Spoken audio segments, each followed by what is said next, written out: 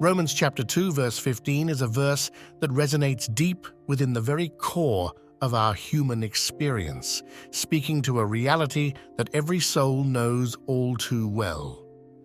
They show that the requirements of the law are written on their hearts, their consciences also bearing witness, and their thoughts sometimes accusing them and at other times even defending them.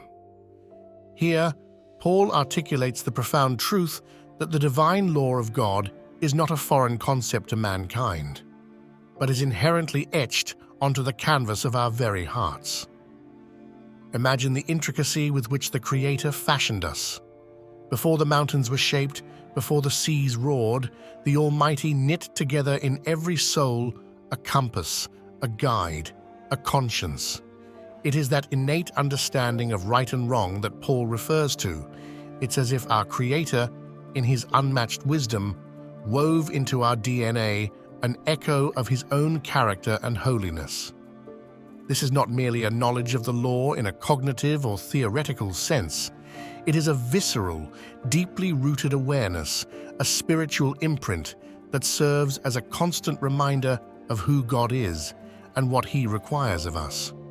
But how beautifully humbling it is that even as sinners, we cannot escape this divine watermark. When we wrong another, when we fall short, that pang of guilt is not just a psychological phenomenon.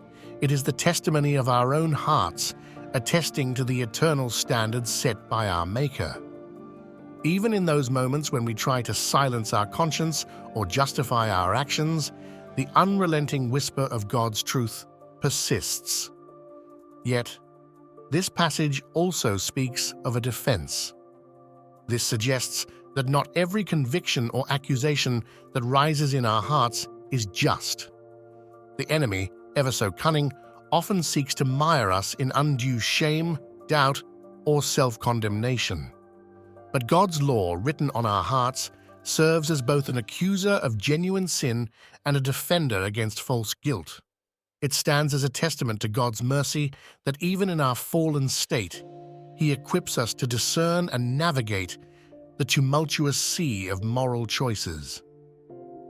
In a world awash with moral relativism and an ever-changing set of societal norms, Romans chapter 2 verse 15 stands as an unshakable beacon. It reaffirms that there exists an absolute truth, an unwavering moral standard that transcends culture, time, and human opinion.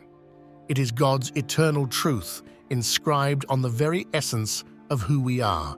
Therefore, let us not be swayed by the changing tides of popular thought or be lulled into complacency by the siren songs of the world. Instead, let's turn inward to that sacred space where God's law is indelibly written.